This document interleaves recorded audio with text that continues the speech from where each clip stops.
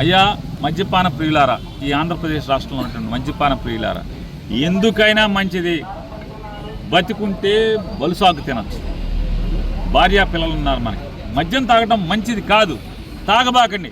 కానీ మీరు తాగలేని పరిస్థితిలో, అంటే ఆపలేని పరిస్థితిలో ఉన్నారు, తాగకుండా ఉండలేని పరిస్థితిలో ఉన్నారు.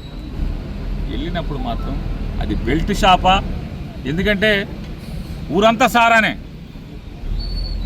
బందర్ల మధ్య మా మంత్రి గారు ఉన్నాడు, ఈ బందర్ ఎమ్మెల్యే గారు, ఆయన సలహాదారుడు ఉంటాడు ఆ సమాధుల దొడ్డి దగ్గర.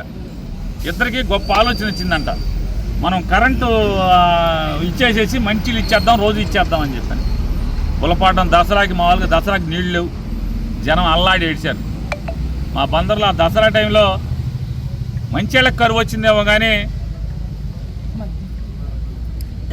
మద్యానికి అంటే మందుకు మాత్రం కరువు లేదు. శుభ్రంగా ఇంటి పక్కనే మందు, దొడ్లో మందు, వెనక దొడ్డు గుమ్మ వైపు మందు, ఇది గుమ్మ వైపు మందు, పక్కింటి వైపు మందు, ఎక్కడ ఖాళీ దొరికితే, ఎక్కడ బడ్డీ కొడి దొరికితే అక్కడల్లా మందు.